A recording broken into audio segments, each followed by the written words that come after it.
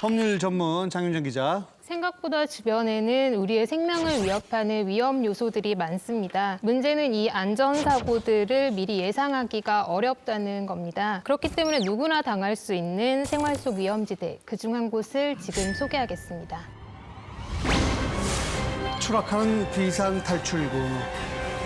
50대 남성 김 씨는 주말을 맞아 친구들을 집으로 초대를 해서 술을 한잔 했는데요. 저녁쯤이 되자 이제 아내에게 친구들과 노래방을 다녀오겠다는 말을 남긴 뒤에 집을 나섭니다. 그런데 얼마 지나지 않아 아내는 충격적인 전화를 받게 됩니다. 남편이 크게 다쳐서 병원으로 옮겨졌다는 소식이었는데요. 아내는 김 씨의 모습을 보고 너무 놀라서 자리에서 주저앉고 맙니다. 머리와 코 그리고 귀에서는 피가 흐르고 있었고요. 다리조차도 온전하지가 않은 상태였습니다.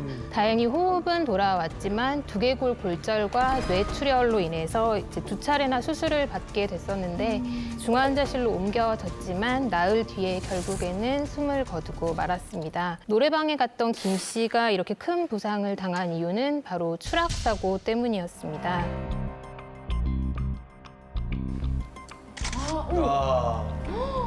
저렇게 높은데 그냥 문이 있는 거예요? 말이 돼? 저렇게 가다 그냥 열고 나갔는데? 비상문을 열고 나간 김 씨가 그대로 사라져 버리고 마는데요. 아내는 어떻게 이렇게 허공에 비상구가 설치된 이런 영업장이 허가를 받을 수 있느냐면서 관련 법을 찾아봤는데요. 황당하게도 법 자체로는 이게 지금 문제가 전혀 없었습니다.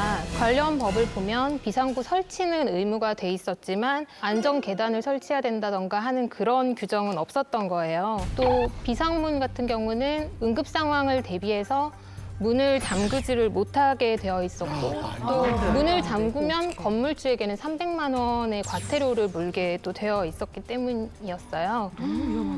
법이 이렇다 보니까 건물주는 낭떠러지 비상문이지만 이를 잠글 수도 없었던 거고요. 제가 이 부분과 관련해가지고 이제 관련 부처에 연락을 해봤어요. 비상구를 만들려고 했으면 당연히 계단도 만들 줄 알았지. 비상구 만들려고 했는데 정말 문만 딱 낼 거라고는 꿈에도 생각해 본 적 없다고 합니다. 그럴 수도 있겠네요, 정말.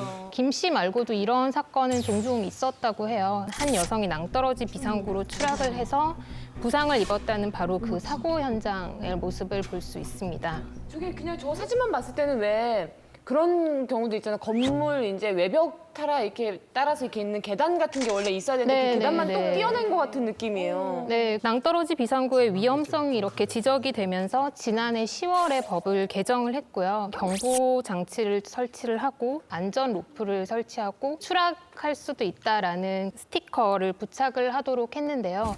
이런 법 개정 역시 신설 다중 이용 업소에만 의무적으로 적용이 되고 기존에 있던 이런 데는 적용이 되지를 않기 때문에 소방당국에서는 신축이 아닌 건물 역시 발코니를 설치한다던가 안전 계단을 설치하거나 하는 그런 권유는 계속 하고 있다고 하는데요. 뭐 건물 관리자들 입장에서는 이게 또 돈이 들게 되잖아요. 그러니까 반대하는 민원을 집단적으로 또 제기를 했다고 해요. 근데 또 정부 입장에서는 계단을 이렇게 만들고 할 그 정도 지원은 또 해줄 수가 없다 보니까 이미 지어진 건물에서 또다시 사고가 발생할 우려는 여전히 존재하고 있습니다.